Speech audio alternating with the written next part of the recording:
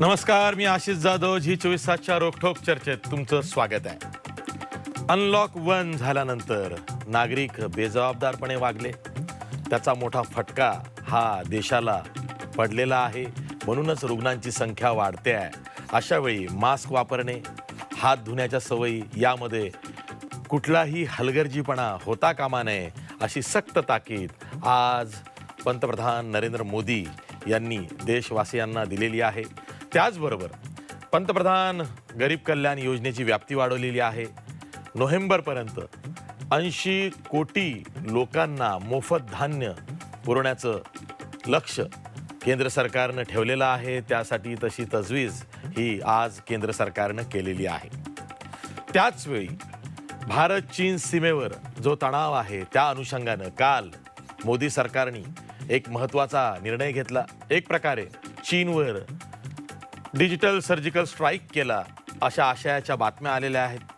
ती आज खरं तर आपण तपासून बघणार आहोत की भारतीय मोठ्या प्रमाणात वापरत असलेल्या 59 चीनी ॲप्सवर केंद्र सरकारनं बंदी आणलेली आहे. त्यामध्ये TikTok, UC browser, hello, WeChat सारखे ॲप्स आहेत की ज्याला भारताची तरुणाई आणि मध्यमवर्गीय सरावले होते. अनेकांच्या मोबाईल्समध्ये हे ॲप नित्याचे झालेले आहेत. त्या ॲप्सवरती वेगवेगळ्या करामती लोक करून एकमेकांना शेअर करत होते. ते सगळं काही बंद होतं आहे. त्यांनी नेमका किती फरक पडणार आहे? खरंच हे जे 59 चीनी ॲप्स आहेत त्यावरती बंदी घालून मोठा निर्णय केंद्र सरकारने घेतला आहे की या निर्णयाकडं पुन्हा एकदा वेगळ्या दृष्टीनं बघून याचं विश्लेषण करणं गरजेचं आहे. त्यानिमित्तानं आज आपण चर्चा करणार आहोत.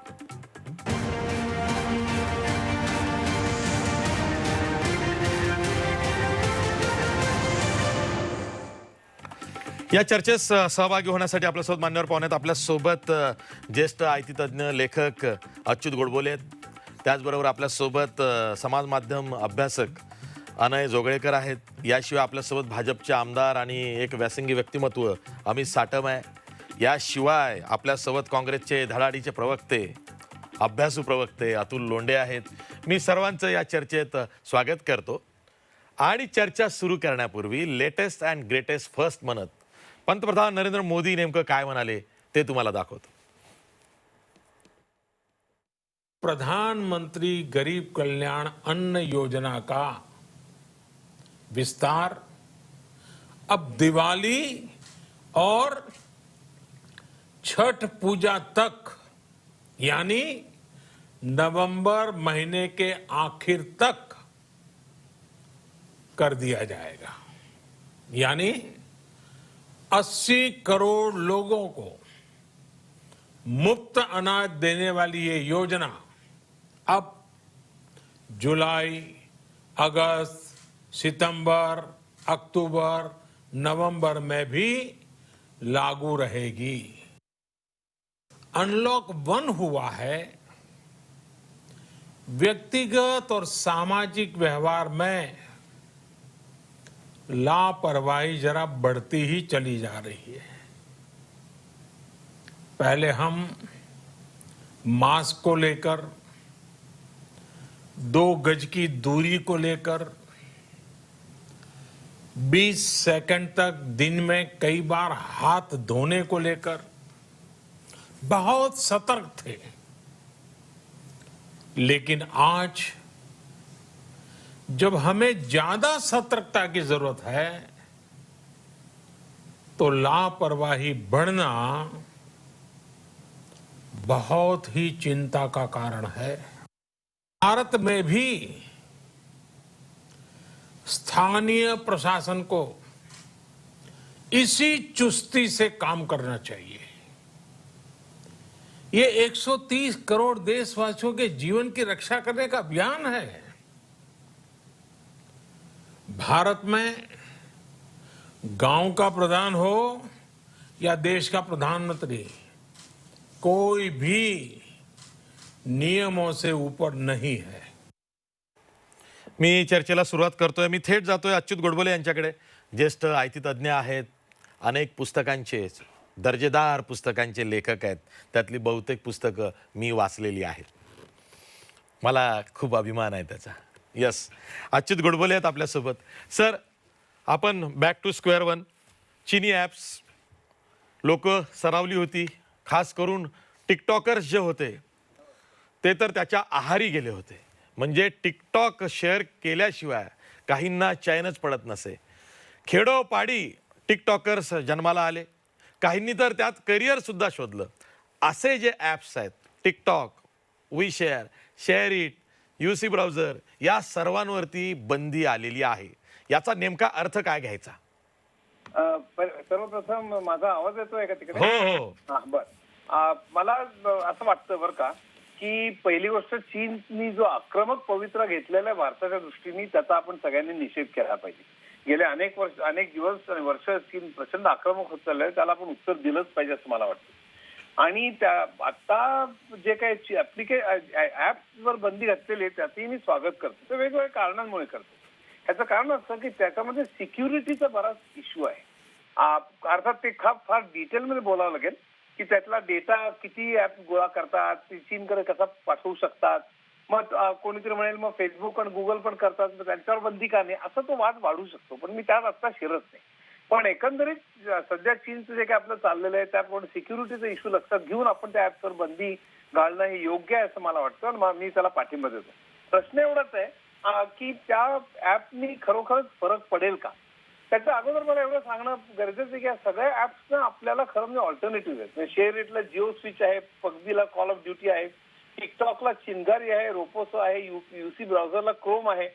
आणि शिवाय भारत आपण आयटी सुपर पॉवर म्हणतो स्वतःला, तर आपण स्वतः एवढी ऍप्स नक्कीच डेव्हलप करू शकतो. त्यामुळे आपण चीनच्या ऍप्सवर अवलंबून राहण्याचं काही कारण नाही. फक्त प्रश्न असा आहे की आपल्याला म्हणजे चीन बरोबर 3 तऱ्हेने आपल्याला हे करता येईल. एक म्हणजे पॉलिटिकल वाटाघाटी करून, दुसरं युद्ध म्हणजे मिलिटरी, आणि तिसरं म्हणजे इकॉनॉमिक. आणि मला असं वाटतं पॉलिटिकल चर्चा चालूच आहे. युद्ध चीनला आणि भारत दोघांनाही नको आहे, तसं पण जगाला ते अतिशय वाईट आहे. तिसरं म्हणजे इकॉनॉमिक. आता ऍपवरची बंदी आहे ती इकॉनॉमिक प्रेशर आणण्याचा तो एक भाग आहे. फक्त ते खरोखर प्रेशर आहे का? कारण हा संदेश भारतीय जनतेकरता आहे असं मला जास्त वाटतं. ह्याचं कारण असं की याचं खरं म्हणजे चीनच्या अर्थव्यवस्थेवर भयंकर प्रेशर पडणार नाही असं मला वाटतं. त्याच्या अगोदर चीनची अर्थव्यवस्था काय आहे, म्हणजे चीन काय प्रकरण आहे हे कळलं पाहिजे. म्हणून फक्त एका मिनिटात मी फक्त सांगतो की चीनचं जीडीपी भारताच्या 5 पट आहे आणि दरडोई सुद्धा 2.5 पट वगैरे असं आहे.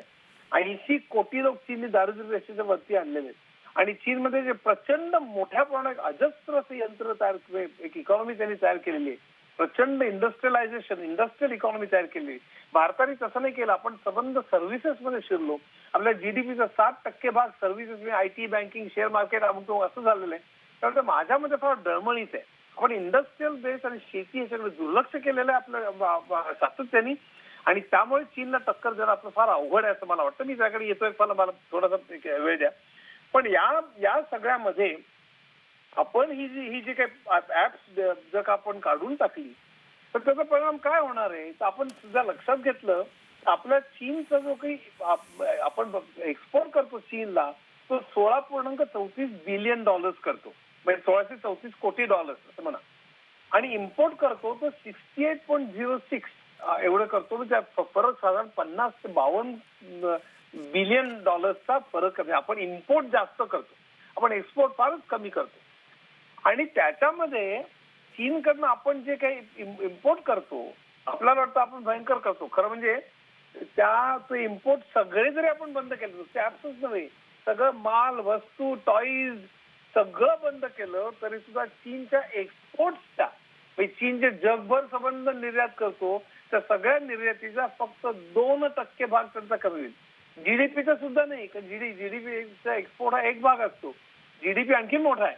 त्या जीडीपीचा अगदी नगण्य आणि एक्सपोर्टचा सुद्धा फक्त 2% भागावर फरक पडेल. भारताने सगळा माल जर का घ्यायचा नाही ठरवलं तर, पण भारतावर मात्र त्याचा प्रचंड मोठा परिणाम होईल. कारण भारताचे जे सगळे इम्पोर्ट्स आहेत त्यातले 14% इम्पोर्ट आपण चीनकडनं घेतो आणि प्रचंड मोठ्या प्रमाणावर, मी फक्त एका मिनिटात वाचून दाखवतो. आपले 60% इलेक्ट्रिकल आणि machines, 70% electronic component, 30% auto component, 45% consumer durables आणि 60% स्मार्टफोन, 40% लेदर गुड, 18% न्यूक्लिअर रिएक्टर्सचं इक्विपमेंट आणि 60% एपीआय म्हणजे फार्मास्युटिकल इंडस्ट्रीकरता लागणारे ज्याला एपीआय म्हणतात ते 60%, 50% आणि 90% टॉईज वगैरे. टॉईज आपण कदाचित we can do away with toys बरं का, पण बाकी चमचे बादल्या आणि सगळं आपलं जे म्हणेल ते म्हणजे चीनने आपल्या आयुष्यात एवढा प्रचंड एन्क्रोचमेंट केलेली आहे. त्यातले काही बाबतीमध्ये आपण चीनचा माल नक्की रिप्लेस करू शकू, चीनचा बहिष्कार टाकू शकू. मला असं वाटतं जिथे ते शक्य आहे तिथे ते आपण करावं बरं का. हे असं अजिबात मनाचं नाहीये किंवा मताचं नाहीये, पण आपण देशभक्तीच्या नावाने आपण जे काय सगळं करतो आहोत त्याला एक प्रचंड मोठं एक व्यापक स्वरूपात बघण्याचं कारण आहे. कारण चीनने हे जे सगळं केलेलं आहे ते असं एका दिवसात त्यांनी केलेलं नाहीये. आणि चीनने आपल्या अनेक ऍप्स मध्ये पण प्रचंड गुंतवणूक केली आहे. म्हणजे बायजोस, फ्लिपकार्ट, ड्रीम11, स्विगी, ओला, ओयो, पेटीएम, नंतर Snapdeal, clicker, Zomato, big basket या सगळ्यामध्ये चीनची गुंतवणूक आहे. आपल्या 2 तृतीयांश स्टार्टअप्स मध्ये चीनची गुंतवणूक आहे. आणि या सगळ्यामध्ये मला फक्त एकच सांगायचं आहे की चीनने जे काय केलेलं आहे त्याच्यामध्ये मी आता 1-2 मिनिटं संपवणार, पण मला फार महत्वाचं बोलणार आहे मी. हे गेले 20 ते 30 वर्ष चीननी प्रचंड मोठ्या प्रमाणावर इन्फ्रास्ट्रक्चर डेव्हलप केलेलं म्हणून हे शक्य झालेलं आहे.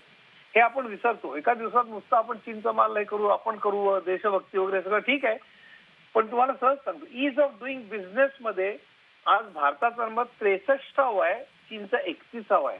किती पुढे बघा. ग्लोबल कॉम्पिटिटिव्हनेस मध्ये चीन भारताचा नंबर 68 आहे आणि चीनचा 28 आहे. इनोव्हेशन मध्ये चीनचा भारताचा 52वा नंबर आहे आणि चीनचा 14वा नंबर आहे. एक सहज सांगतो, चीन जीडीपीच्या 2 ते 3% खर्च R&D मध्ये करतो, भारत 0.7% करतो, इस्रायल 4% करतो, बाकी सगळे देश आपल्यापेक्षा जास्त करतात.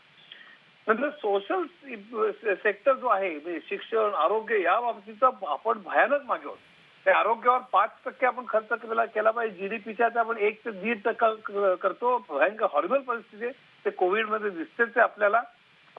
शिक्षणावरती आपल्याला 6% केली पाहिजे, आपण 3% करतो.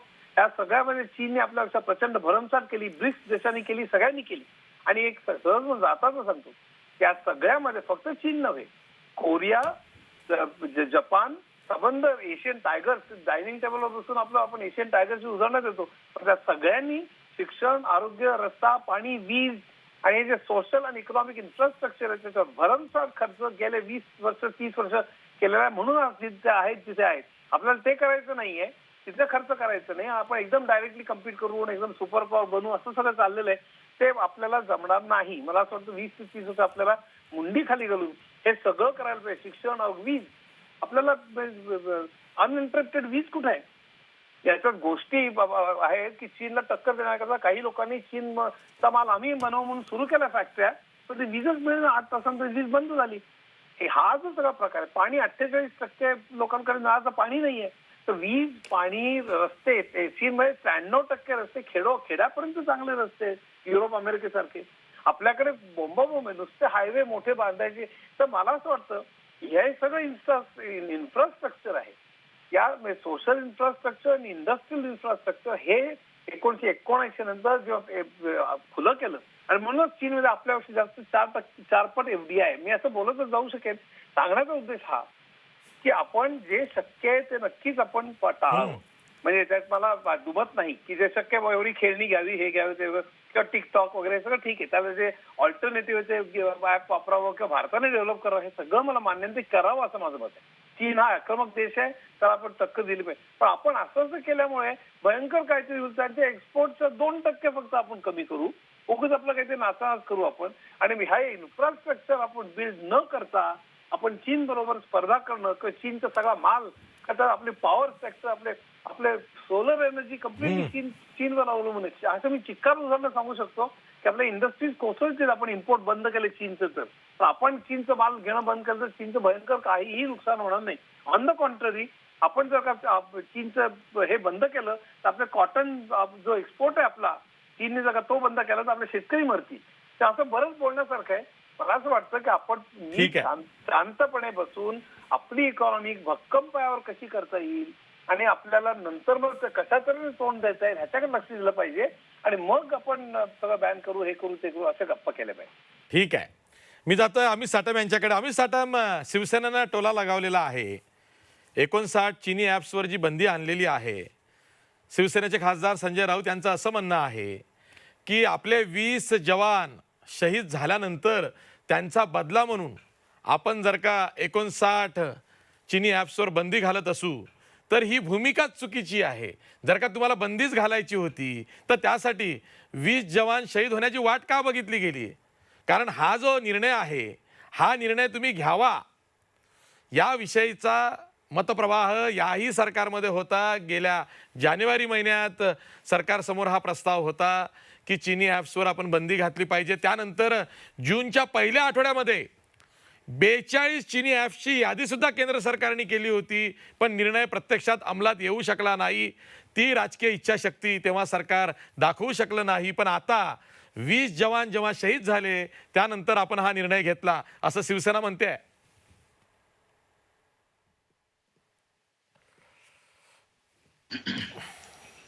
पहिला मुद्दा असा आहे की या निर्णयाकडे काही राजकीय दृष्ट्या बघण्याची अजिबात आवश्यकता नाही. आणि जे पेपर टायगर्स आहेत त्यांना खरा टायगर काय करू शकतो याची कल्पना कधी आयुष्यात येणारच नाही. त्यामुळे त्यांच्याकडनं हे समजलं, त्यांना हे समजलं पाहिजे अशी अपेक्षा आमची अजिबात नाही.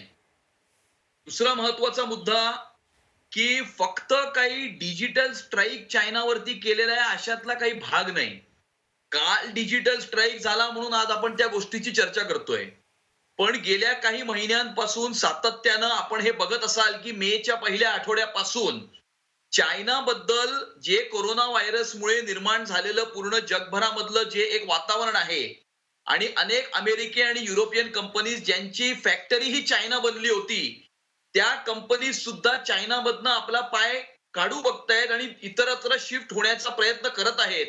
त्या सर्व कंपन्याजला मूव्ह करण्यासाठी किंवा चायनामधनं बाहेर पडणाऱ्या कंपन्याज इस्पेशली मॅन्युफॅक्चरिंग आणि फार्मा कंपन्याज आणि मेडिकल इक्विपमेंटच्या कंपन्यांना भारतामध्ये येण्याकरता या शासनाने म्हणजे केंद्र सरकारने त्याची पूर्ण तयारी केलेली आहे. त्या दृष्टिकोनातून पावलं उचललेली आहेत. आपण हे समजून घेत आहोत की लेबर आणि टॅक्स मध्ये कशा प्रकारचे रिफॉर्म्स आणले पाहिजे जेणेकरून या सगळ्या कंपन्या आपल्या भारतामध्ये येऊ शकतील. हा पहिला मुद्दा म्हणजे इकॉनॉमिक फ्रंटवरचा मुद्दा. दुसरा मुद्दा की 25 मेच्या नंतर गलवानच्या खोऱ्यामध्ये ज्या काही घडामोडी घडल्या त्या घडामोडीमधनं फक्त चीनलाच नाही पूर्ण जगभरामध्ये हा मेसेज गेला की आपल्या सीमांचं रक्षण करण्यामध्ये आउटराईटली जर कुठला देश अमेरिका आणि इस्रायल बरोबर उभा आहे तर तो भारत देश आहे. आणि 1962 मध्ये घडलं तसं नाही किंवा याच्या आधी घडलं तसं नाही, परंतु अरेला कारे देण्याची क्षमता ही भारत देशामध्ये आहे. आणि हे आपल्या वीर शूर सैनिकांनी त्या तिकडे ज्या काही झटापटी झाल्या त्याच्यामध्ये हे प्रूव्ह केलेलं आहे.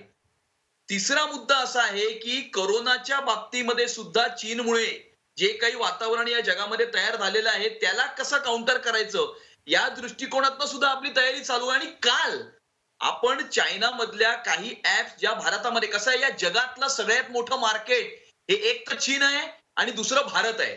त्यामुळे India is one of the biggest markets in the whole world. आणि त्यामुळे भारतामध्ये मोस्ट पॉप्युलर ऍप्स जर बॅन झाले तर 130 कोटी जनतेपासून हे ऍप्स जर आपण वेगळे केले किंवा सेपरेट केले तर त्याचा एक खूप मोठा फटका इकॉनॉमिकली डिजिटली हा टेक्नॉलॉजिकली हा चायनाला पडतो. आणि त्यामुळे अतुल लोंढे हसतायत गालातल्या गालात. 130 लोकांकडे मोबाईल फोन्स नाहीत तर ऍप कुठून आले असं म्हणतात. भारताची घोषणा मला ऐकायला आलं. पंतप्रधानांनी दिल्यानंतर ते म्हणले 130 कोटी लोकांकडे मोबाईल फोन्स नाही आहेत भारतात तर ऍप्स कुठून आले त्यांच्या मोबाईल मध्ये. मला ऐकायला आलं. ते हसलेत अतुल लोंढे. 130 कोटी लोकांकडे फोन्स नाहीयेत हे मला सुद्धा माहितीये, पण भारताची फोनची पेनिट्रेशन ही जगामध्ये वन ऑफ द बिगेस्ट फोनची पेनिट्रेशन आहे. जगामध्ये one of the biggest penetration of internet हे भारतामध्ये आहे. त्यामुळे 130 कोटीचा भारत हा इंडिया एक मार्केट आहे त्या अनुषंगाने मी बोललो. आणि त्यामुळे असं आहे की समजण्यामध्ये काही लोकांना थोडंसं प्रॉब्लेम होत असेल. परंतु इंडिया हे खूप मोठं मार्केट आहे. 130 कोटीचा देश हा खूप मोठं मार्केट असतं. भारताचं मोबाईल पेनिट्रेशन आणि इंटरनेट पेनिट्रेशन सुद्धा खूप मोठ्या प्रमाणावर आहे. आणि जसं गोडबोले साहेब म्हणाले, की काही प्रमाणावरती फरक पडेल, तेवढा फरक पडणार नाही. परंतु आपल्याला कुठे ना कुठे सुरुवात करणं आवश्यक आहे. मेच्या महिन्यामध्ये जेव्हा आत्मनिर्भर भारताच्या पॅकेजची आपण घोषणा करतो, त्यामुळे आत्मनिर्भर भारताच्या पॅकेजची घोषणा केल्यानंतर आत्मनिर्भर भारत तयार करण्याच्या दृष्टिकोनातनं तशा प्रकारची पावलं सुद्धा उचलणं आवश्यक असतं. आणि ते पाऊल हे केंद्र सरकारने उचललेलं आहे आणि ते अभिनंदनीय आहे. ठीक आहे.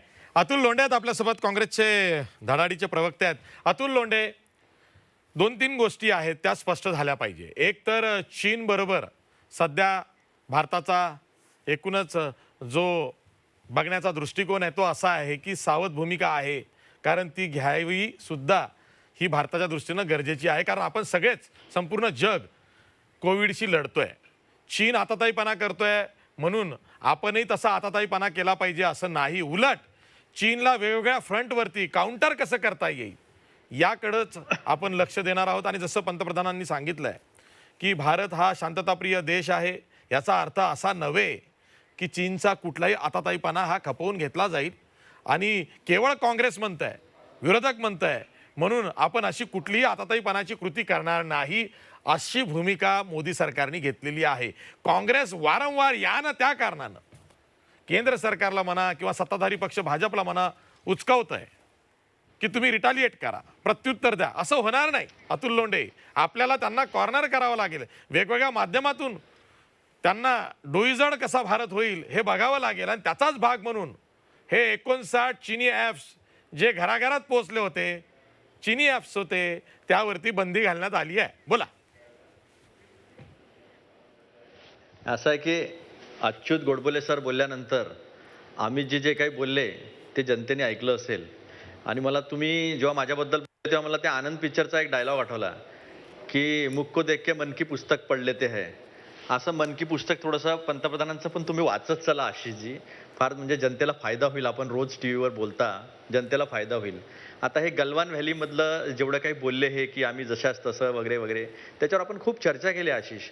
पण आज अशी माहिती येते आहे की फिंगर पॉईंट 8 पर्यंत आपण होतो, ते फिंगर पॉईंट 2 पर्यंत जा असं चायना आपल्याला म्हणत आहे निगोशिएशनमध्ये. आणि तसं झालं तर ती आपली हार होईल. एक 2013 मध्ये देप्संग प्लेनवर चायना आला होता आणि चायनाला तिथून परत पाठवलं होतं. वेराज तिथे डोकलाममध्ये काय झालं तर डोकलामध्ये 73 दिवसाचा स्टँड ऑफ झाला. पण डोकलाममध्ये त्यांनी रस्ते तिथे बंकर्स वगैरे बांधून घेतले आणि मग माघार घेतली. मग त्यांची ही 2 स्टेप फॉरवर्ड आणि 1 स्टेप बॅकवर्ड, अनय जास्त चांगलं समजू शकेल मी काय सांगतोय ते. 2 step forward, 1 step 1 step backward ही जी त्यांची पॉलिसी आणि स्ट्रॅटेजिक पॉईंट्स घ्यायचे. आणि उद्या समोरासमोर लढाईची वेळ आली तर मग भारताला ती लढता येऊ नये अशा पद्धतीची परिस्थिती ते चायना निर्माण करत आहे संपूर्ण LACवर. आणि त्या अनुषंगानं ज्या पद्धतीनं 2013 मध्ये केलं ते भारताचं श्रेय आहे, ते काँग्रेसचं श्रेय आहे वगैरे असं म्हणण्याचं काही आमचं काही इच्छा नाही, कारणही नाही आहे. पण एक गोष्ट आहे की सैन्याला पुढं करायचं आणि मागून त्या श्रीखंडीसारखे बाण चालवायचे जे आहे ना ते भाजपनी सोडलं पाहिजे. दुसरी गोष्ट, अच्युत गोडबोले सर बरोबर बोलले. मी ह्या निर्णयाचं स्वागत करतो, आम्ही काँग्रेस म्हणून स्वागत करतो. त्यांनी 59 जे काही ॲप्स कमी केले, थोडेसे 3 कमी केले असे 56चं गणित जरा चांगलं वाटलं असतं लोकांमध्ये, कारण की ते ॲक्रॉनिमी गव्हर्नमेंट आहे. तर ते काही त्यांनी 3 वाढवून घेतले यावेळेस. कदाचित छातीचा साईज 59 झाला असेल. पण त्याचं स्वागत यासाठी आहे, त्याचा व्यापारिक संबंधाशी काही संबंध नाही या निर्णयाचा. याचा संबंध हा सिक्युरिटी कन्सर्न सोबत आहे. मग नमो ॲपद्वारे सुद्धा आता पृथ्वीराज चव्हाण साहेब ते पण टेक्नोक्रॅट आहेत, त्यांनी जे ऑब्जेक्शन घेतलंय की नमो ॲपद्वारे इन्फॉर्मेशन जी आहे, प्रायव्हसी कोड जो आहे तो प्रायव्हसी कोड कॉम्प्रोमाइज झालेला आहे आणि इन्फॉर्मेशन बाहेर गेलेली आहे, त्याचाही विचार केला पाहिजे. आता ह्या चायनीज ॲप संदर्भामध्ये नेहमीच प्रश्नचिन्ह उपस्थित झाले, झूमच्या संदर्भामध्ये प्रश्नचिन्ह उपस्थित झाले. ते सगळं चांगलं ते अनयजी आणि गोडबोले सर सांगू शकतील, ते दोघंही टेक्नोक्रॅट्स आहे, मी टेक्नोक्रॅट नाही. पण या सगळ्या गोष्टी ज्या आहेत त्या अतिशय महत्त्वाच्या आहे. राहता राहिला प्रश्न एक महत्त्वाचा असा आहे की चायनीज हा एक्सपॅन्शनिस्ट कंट्री आहे आणि ते एक्सपान्शन कुठे करतात आहे जिथे त्यांना मिनरल्स हवाय. सारखं 62चं सांगायचं, मग 67चं पण सांगा. मग त्यांचे जे 5 फिंगर्स आहे त्याच्यामध्ये नेपाळ आहे, त्याच्यामध्ये सिक्कीम आहे, त्याच्यामध्ये अरुणाचल आहे, त्याच्यामध्ये भूतान आहे. मग आपण सिक्कीम 1967 मध्ये आपण त्यांना आपल्या सैन्याने त्यांना हरवलं. 75 मध्ये आपण सिक्कीम करून घेतला. अरुणाचल प्रदेश आपण नंतर कधी हे नाही करू शकलं. सारखं 62चं सांगून आपल्या सैन्याचं मनोबल कमी करण्याचा प्रयत्न भाजपने करू नये अशी आम्हाला विनंती आहे. आता काय होतं की तुम्ही म्हणता की आम्ही टीका करतो. आता पंतप्रधान मोदी बोलले की जवळजवळ 1.5 लाख कोटीचे योजना ज्या आहेत त्या आम्ही गरिबांसाठी केल्या. स्वागत आहे ना. तुम्ही नोव्हेंबरपर्यंत भात किंवा पोळी, म्हणजे ज्या भागात भात खाता तुम्ही भात खा, ज्या भागात पोळी खाता तुम्ही पोळी खा. मग शरद पवार साहेबांनी 10 वर्षामध्ये जे काही काम केलं या देशामध्ये शेती क्षेत्रामध्ये, तिथे प्रत्येकाच्या ताटामध्ये संपूर्ण थाळी झाली होती. म्हणजे पहिले दक्षिणेत भातच खाल्ला जात होता आणि पोळी खाल्ल्या जात नव्हती असं नाही आहे. उत्तर पूर्वेमध्ये फक्त भातच खाल्ला जातो, पोळी खाल्ला. आता असं सगळं ताट भरपूर आहे, फळांसहित अनेक गोष्टींमध्ये पोळी भात वरण भाजी हे सगळं ताट जे झालंय ते झालंय. मग असं तांदूळ किंवा गहू असा का निर्णय, हा एक प्रश्न आहे. आणि पहा, मागच्या 3 महिन्यामध्ये ज्या पद्धतीनं पेट्रोल आणि डिझेलवर भाव वाढवले, त्यातनं 1,80,000 कोटी काढले. 6 वर्षामध्ये 18 लाख कोटी फक्त केंद्र सरकारचं बोलतोय.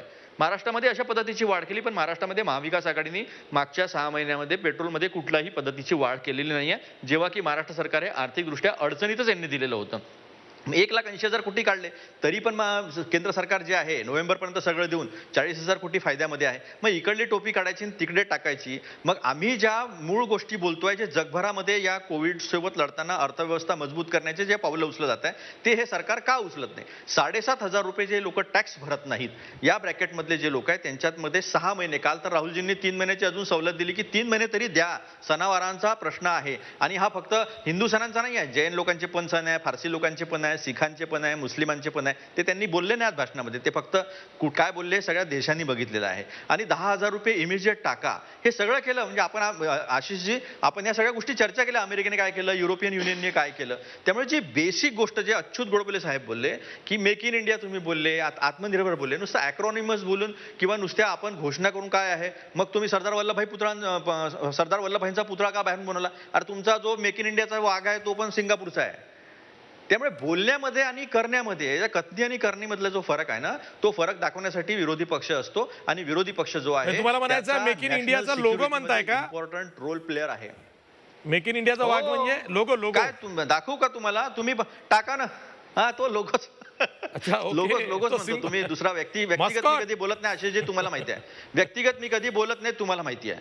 पण एक गोष्ट तुम्ही लक्षात घ्या, अच्युतजी गोडबोले जे बोललेले आहे ते अतिशय व्यवस्थित आहे. आणि त्याच्यामध्ये मला एक असं जोडायचं आहे की या देशामध्ये गरीब लोकांकडे टीव्ही आला असेल. टीव्ही येणं म्हणजे कसं आहे, माहितीला ऍक्सेस होणं, इन्फॉर्मेशनला ऍक्सेस होणं ही अतिशय महत्वाची गोष्ट आहे. आणि चायना आणि भारताची जेव्हा आपण कंपॅरिझन करतो आशिष, तेव्हा त्यांच्याकडे असलेले संसाधनं, त्यांच्याकडे असलेला भूमीचा साईज आणि आपल्याकडे असलेले संसाधन आणि भूमीचा साईज, आणि सगळ्यात महत्वाचं आपली डेव्हलपमेंट ही लोकशाही सोबत झालेली डेव्हलपमेंट आहे.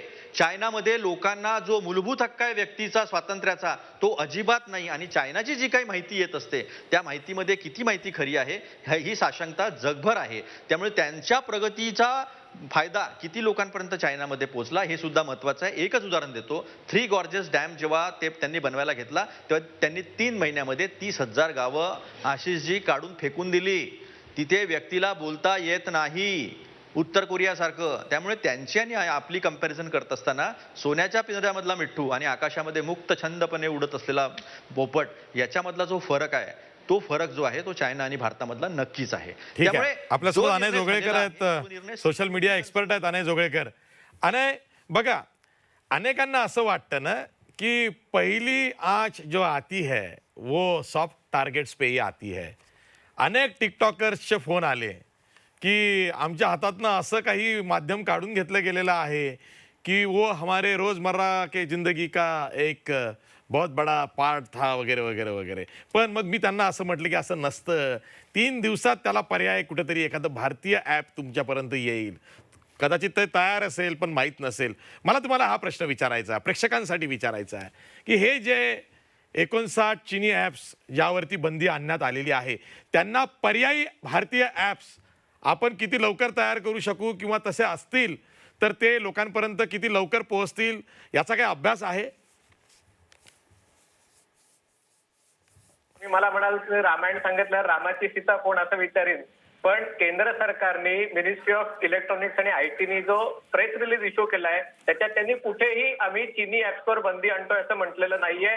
त्या प्रेस रिलीज मध्ये चीन या शब्दाचा उल्लेखही नाहीये. दुसरी गोष्ट, भारतात काय फक्त 59 चिनी ऍप्स नाही आहेत, अनेक चिनी ऍप्स आहेत. किंवा फक्त जसं अतुल लोंढे म्हणाले तसे काय फक्त हीच 59 ऍप्स डेटा चोरतायत असं नाहीये, अनेक ऍप्स डेटा चोरतायत. त्यामुळे जो चेसचा गेम असतो किंवा चायनीज मध्ये जो गोचा बोर्ड गेम असतो त्याच्यामध्ये तुम्ही चाली रचत असता. तुम्ही काही आज म्हणजे अच्युत गोडबोले साहेब जे म्हणले त्याच्याशी मी पूर्णतः सहमत आहे. पण ते विश्लेषण तेव्हा लागू पडतं जेव्हा भारत आणि चीन एक ऑल आउट युद्ध सुरू झालंय आणि आता एक तर ते राहणार नाही तर आपण राहणार, मग आपण त्यांचा इम्पोर्ट थांबवला का? असं काही घडलेलं नाहीये. पंतप्रधानांनी ना अमित शहानी ना कोणीही चीनचं नाव घेतलेलं नाहीये. आपण चर्चा करू शकतो कारण आपल्या डोक्यावर जबाबदारी नाहीये. पण हे घडत असताना आज सीमेवर भारताचे म्हणजे भारताच्या बाजूने लेफ्टनंट जनरल हरिंदर सिंग आणि चीनच्या दृष्टीने त्यांचे मेजर जनरल भेटत आहेत. 6 जून आणि 22 जून नंतर आज तिसरी चर्चेची फेरी होते. पुन्हा अतुल लोंढे म्हटलं ते मी सहमत आहे कारण चीन 2 स्टेप फॉरवर्ड आणि 1 स्टेप बॅकवर्ड जातोय आणि त्याच्यामुळे भारताला हे करण्यात स्वारस्य नाहीये. कारण आज जरी एस्कलेशन झालं तरी चीन दुसरीकडनं कुठेतरी घुसखोरीचा प्रयत्न करतो आणि तिथे पुन्हा आपण सैन्य पाठवणं, तर त्यामुळे जिथे सॉफ्ट टार्गेट असतं तिथे मारलं म्हणजे जिथे लागतं तिथे मारायला पाहिजे आणि ते मारतानाही तो रिस्पॉन्स पाहिजे, तो प्रपोर्शनेट रिस्पॉन्स पाहिजे. म्हणजे काही त्यांनी तुम्हाला चापट मारली म्हणून तुम्ही काही लगेच तलवार काढून त्याला मारायला जाणार नाहीयेत, ही गोष्ट आपल्याला मान्य करायला पाहिजे. चीनी मोबाईल ऍप्स आहेत म्हणजे त्याच्यात व्यापाराचा भाग आहे आणि टेक्नॉलॉजीचा भाग आहे किंवा ऍप्सचा भाग आहे. व्यापाराच्या बाबतीत आपण जे काही करू शकतो त्याच्यात आपल्याला मर्यादा आहेत 2 कारणांसाठी. पहिली गोष्ट म्हणजे आपला इम्पोर्ट खूप जास्त आहे, त्याच्याबद्दल सविस्तर विवेचन केलेलं आहे. पण हा जो भारत चीन व्यापार आहे तो नुसता थेट भारत चीन व्यापार नाहीये, त्यातला एक खूप मोठा हिस्सा आहे तो भारताचे ज्यांच्याशी मुक्त व्यापार करार झालेले आहेत. आसियान देश आहे, जपान मार्गे येतो, कोरिया मार्गे येतो, विविध मार्गे हा माल भारतात येतो. त्यामुळे तो थांबवणं शक्य नाहीये. WTOच्या करारामुळे हा सगळा व्यापार थांबवणं शक्य नाहीये. त्या मनाने ही मोबाईल इकोसिस्टीम आहे आणि त्याच्यामध्ये खास करून ही जी चायनीज ऍप्स आहेत किंवा चीनचा या क्षेत्रातला प्रवेश हा तुलनेने अलीकडचा आहे. म्हणजे गेल्या 10 वर्षात खरं तर गेल्या 5 वर्षात ही चायनीज ऍप जगभर पसरू लागले. तोपर्यंत चीननी फेसबुक ट्विटर सारख्या कंपन्यांना आपल्याकडे येऊन दिलं नव्हतं आणि त्यामुळे अशा प्रकारची ऍप फक्त चीनमध्येच होती. आता मात्र त्यांची महत्वाकांक्षा वाढलेली आहे आणि त्यांच्याकडे ज्या प्रकारचा डेटा ऍक्सेस असतो कारण तिथे लोकशाही नाही त्यामुळे त्यांची काही ऍप्स आहेत ती भारतातल्या अगदी फेसबुक ट्विटरलाही स्पर्धा निर्माण करतायत, त्यांच्या पुढे जात आहेत आणि त्यामुळे ती ऍप्स जगभर लोकप्रिय होत आहेत.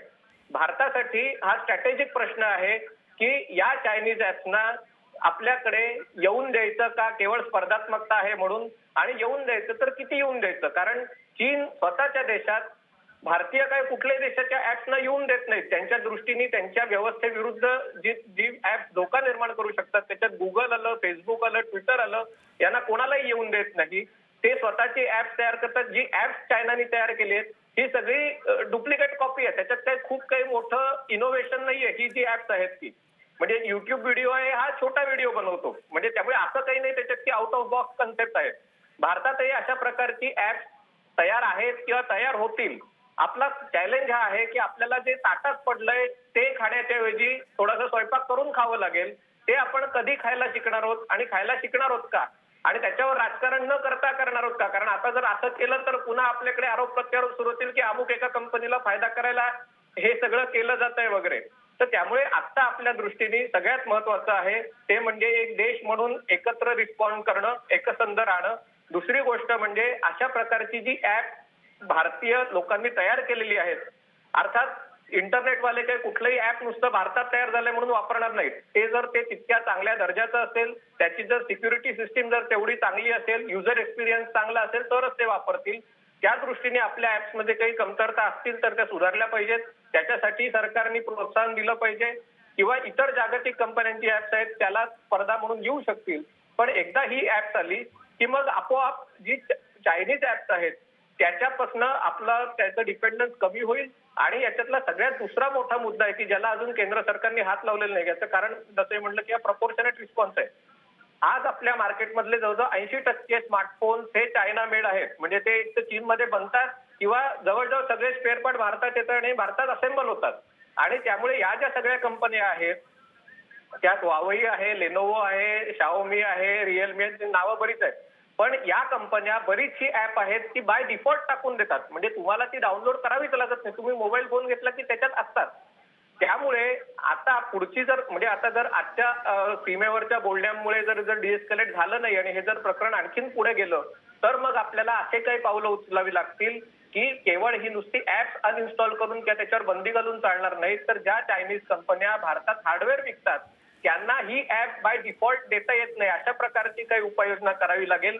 यांच्या ज्या ऑपरेटिंग सिस्टीम असतात, जरी ती अँड्रॉइड वापरत असले की गुगलचीच आहे ती, पण त्याच्यात ते स्वतःचं कस्टमायझेशन करतात आणि ती त्यांची जी युजर इंटरफेस असते ती पुन्हा चायनीजच असते. त्यामुळे भारताने जी भूमिका घेतली ती एक चीनला इशारा म्हणून घेतलेली आहे. हे युद्ध आणखीन टोकापर्यंत जावं अशी कोणाचीच इच्छा नाही, सामोपचाराने प्रश्न सुटावेत अशी अपेक्षा आहे आणि त्या दृष्टीने प्रयत्न चालू आहेत. पण यातनं चीनला संदेश गेलेला आहे की हे नुसतं सीमेवरचं जर तुम्ही माघार घ्यायची मग पुन्हा आम्ही दुसरीकडनं एस्केलेट करणार आणि असं करून जर भारताला सतवायचं, जी कोअर्सिव्ह डिप्लोमसी जर तुम्ही सीमेवर करत असाल तर आम्ही ही जी कोअर्सिव्ह डिप्लोमसी आहे ती व्यापाराच्या आणि तंत्रज्ञानाच्या बाबतीत करू शकतो. तर चीन या याच्यातनं समजेल अशी अपेक्षा आहे. टिकटॉकच्या सीईओनी त्याच्याबद्दल निवेदन दिलेलं आहे. कदाचित राजकीय प्रश्न निवडले तर टिकटॉक पुन्हा भारतात सुरू येऊ शकेल असं माझं मत आहे. ठीक आहे, मी अच्युत गोडबोले यांच्याकडे पुन्हा जाणार आहे, ज्येष्ठ IT तज्ज्ञ आहेत. अच्युत गोडबोले, बघा, अनेकांना असं वाटतंय ना की आज चीनी ॲप्स झालेले आहेत, आज त्यांच्यावरती बंदी आलेली आहे. त्याचबरोबर चीनची गुंतवणूक मोठमोठ्या कंपन्यांच्या माध्यमातून अनेक क्षेत्रांमध्ये आहे. अशा वेळी जर का चीनी ॲप्सवर बंदी आली तर उद्या चीनी स्मार्टफोन जे घराघरात अनेकांकडे आहेत, स्वस्त मिळतात म्हणून आहेत, ते फोन आपल्याकडनं हिसकावून घेतले जातील का असंही लोकांना वाटतं. आमच्याकडे तसे फोन येत आहेत. मला तुम्हाला प्रश्न हा विचारायचा आहे की प्रत्येक आपत्ती इष्टापत्ती असते असं अलीकडं आपण फारच वारंवार ऐकतो आहोत. तर आत्ताचा जो निर्णय आहे तो ब्लेसिंग्स इन डिस्गाईज सारखा बघावा का?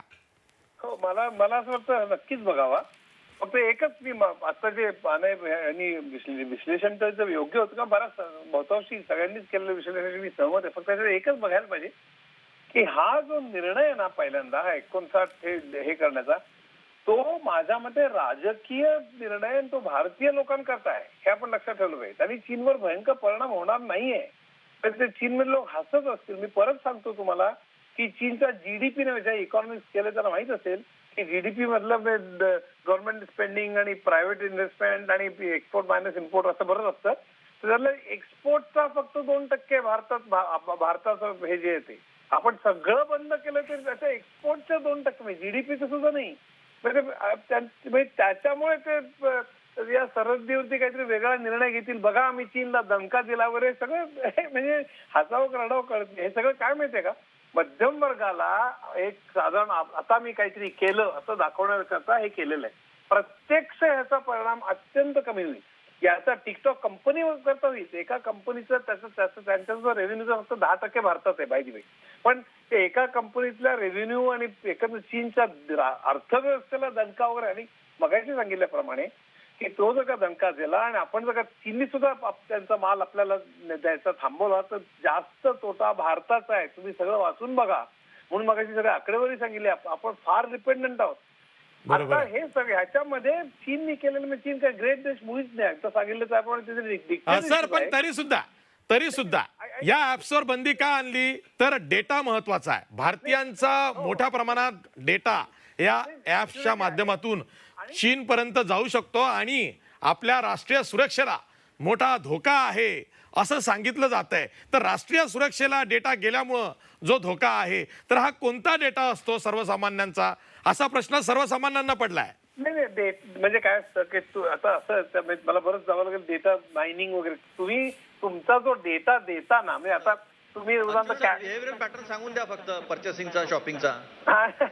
नाही म्हणजे आणि कित्येक कॅमेरामध्ये तुम्ही जसं जाता तसं तुमचं लोकेशन ट्रेस होऊ शकतं.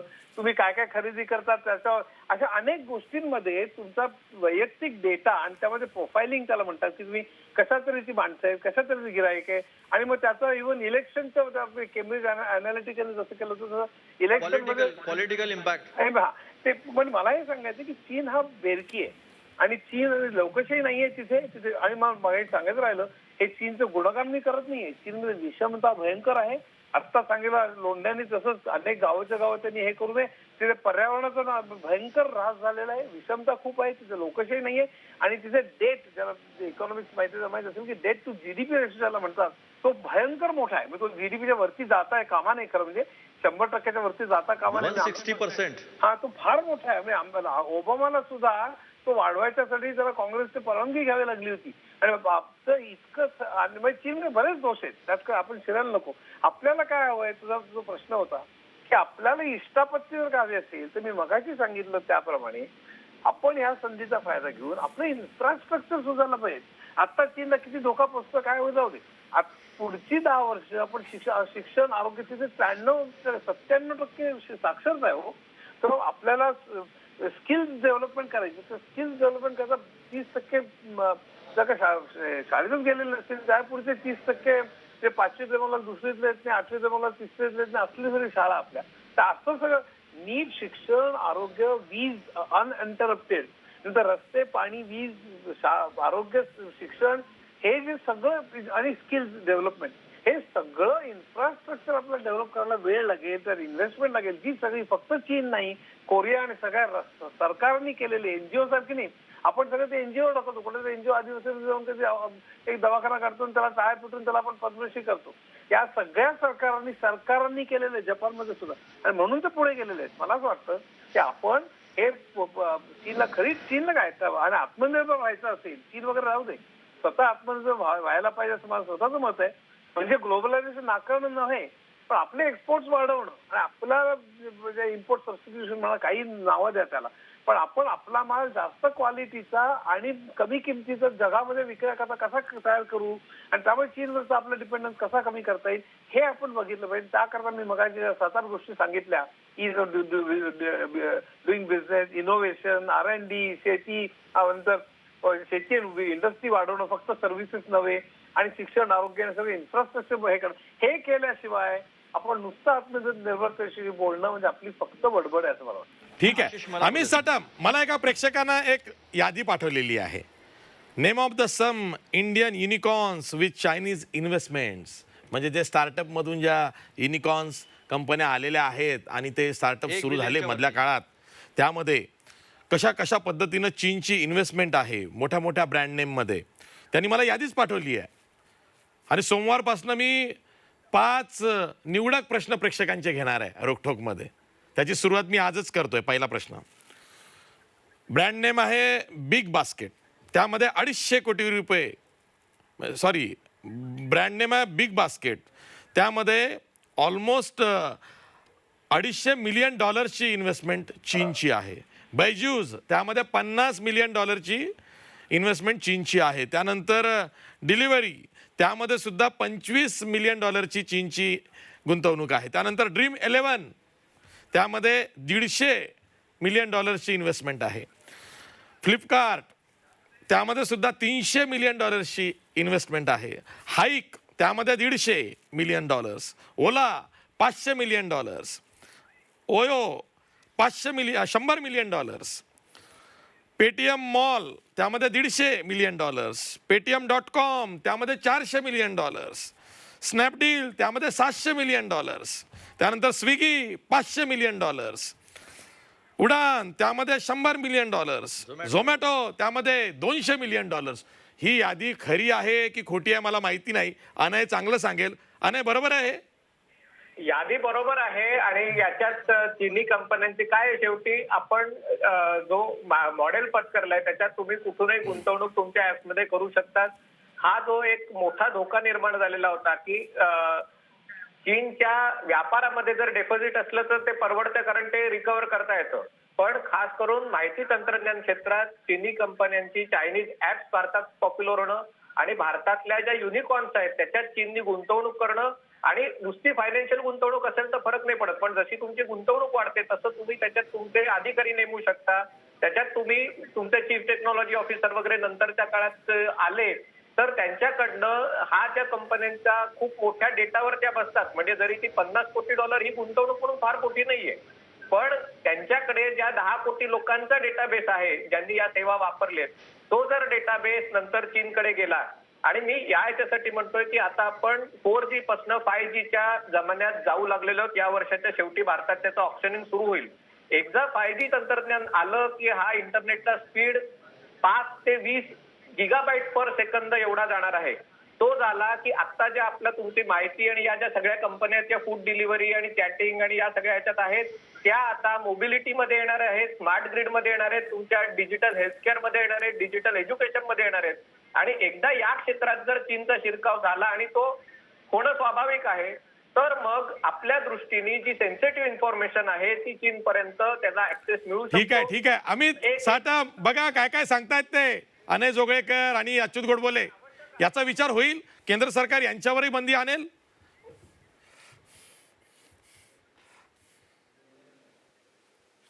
असं आहे की चायनाच्या इकॉनॉमिक आणि पॉलिटिकल आयसोलेशनची प्रोसेस ही सुरू झालेली आहे.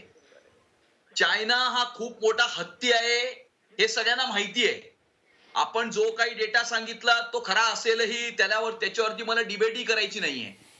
परंतु एकदम सोप्या साध्या भाषेत मी सांगू इच्छितो की एखाद्या मोठ्या हत्तीची जेव्हा शिकार करायची असते तेव्हा जंगलामध्ये त्या हत्तीला पहिले ओरडा घातल्या जातात, त्याला कॉर्नर केलं जातं, त्याच्यानंतर जमिनीवरच्या खड्ड्याला जो कव्हर केलेलं असतं तिथपर्यंत त्या हत्तीला नेलं जातं आणि त्याच्यानंतर तो हत्ती त्या खड्ड्यामध्ये पडतो. खड्ड्यामध्ये पडल्यानंतर ती जमीन त्याच्या खालची जी असते ती उखडून काढून त्याला जेरबंद केलं जातं आणि मग घेऊन गेलं जातं. त्यामुळे चायना हा खूप मोठा हत्ती आहे हे अख्ख्या जगाला माहिती आहे. परंतु आहे की काय हत्ती आहे? आणि पॉलिटिकल आयसोलेशनची प्रोसेस ही सुरू झालेली आहे.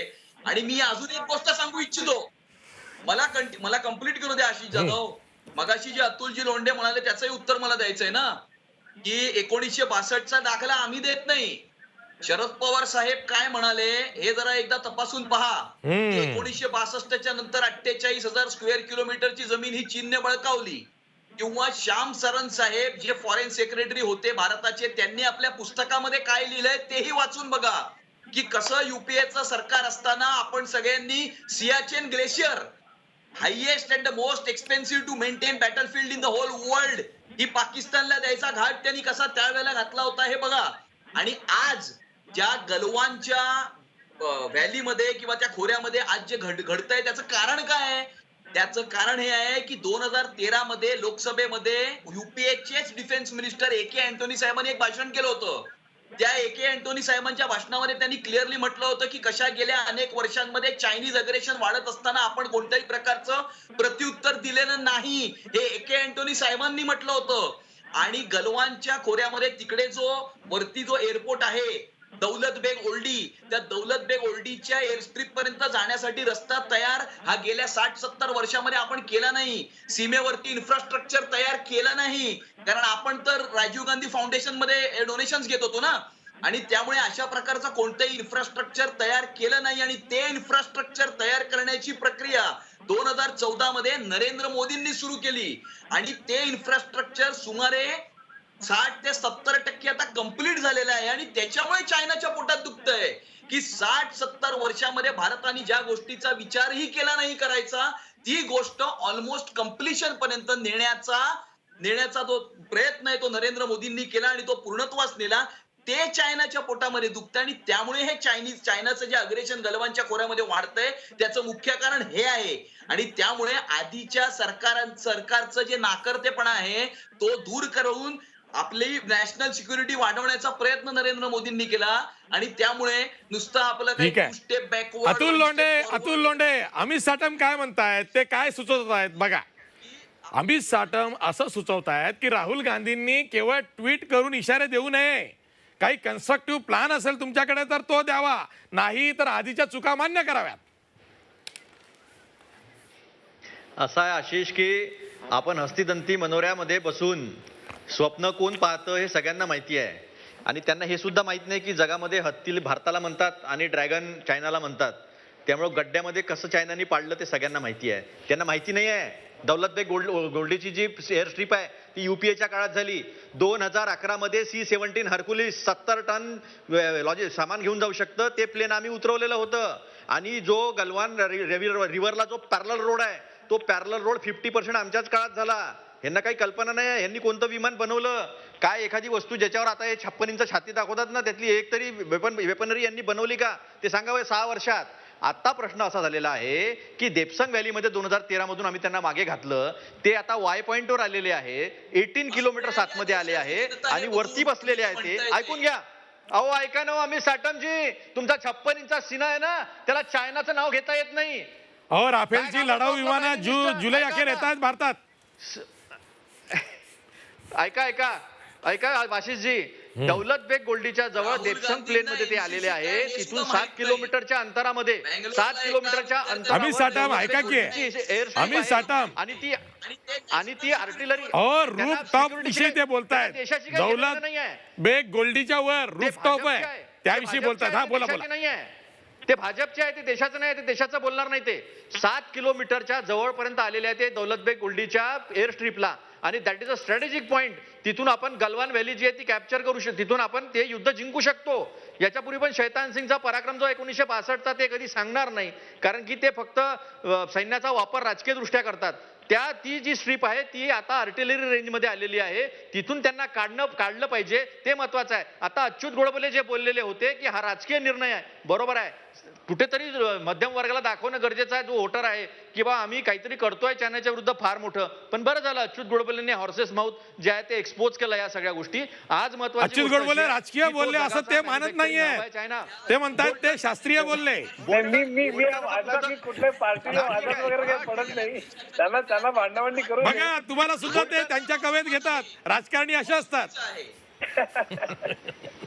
बोल्टनचं पुस्तक आलंय, सिक्युरिटी एनएसए जे होते अमेरिकेचे. बोल्टन आशिष आहे का? अमेरिकेचे वेळ संपलाय. मला ऐकायला येत नाही, वेळ संपलाय. त्यांनी सांगितलं की ट्रम्पनी शी जिनपिंगला रिक्वेस्ट केली होती मला जिंकून द्या, आणि आपले तर पंतप्रधान तिथे जाऊनच आले होते त्यांचा प्रचार करायला. बरं ठीक आहे. राजकीय गदारोळामध्ये हा निर्णय झालेला असेल तर हा निर्णय जे सर्वसामान्य मध्यमवर्गीय आहेत की जे मोठ्या संख्येनं TikTok, UC browser, hello, share it सारखे चीनी ॲप्स वापरत होते, त्यांच्यासाठी सुद्धा हा इशारा आहे की तुम्ही सुद्धा भारतीय म्हणून आपलं देशप्रेम जागं करा. चीनी वस्तूंवरती आपापल्या परीनं बहिष्कार घाला. चीनी ॲप्सच्या आहारी जाऊ नका. पर्यायी भारतीय ॲप्स जे आहेत ते कमी अधिक प्रमाणात पुन्हा ते आणखीन अपग्रेड होतील, अद्ययावत होतील, ते वापरा. पण केवळ टिकटॉक बंद झाला म्हणून अनेक जण गळा काढतायत, त्यांनी गळा काढणं बंद करावं. आणि केंद्र सरकारनंही केवळ 59 चीनी ॲप्सवर बंदी घालून खूप मोठा निर्णय घेतला असं जर का कोणाला वाटत असेल तर त्यांनी सुद्धा वस्तुस्थिती समजून घ्यावी. त्यासाठीच ही चर्चा होती. ही 2 पातळींवरती चर्चा झाली. एक, चीन आणि भारत मधले जे तणावाचे संबंध सध्या सीमेवरून आहेत, त्या संघर्षामध्ये जेव्हा असे निर्णय होतात ते राजकीय असतात असं जेव्हा अच्युत गोडबोले म्हणतात, त्यामागे मोठं लॉजिक आहे.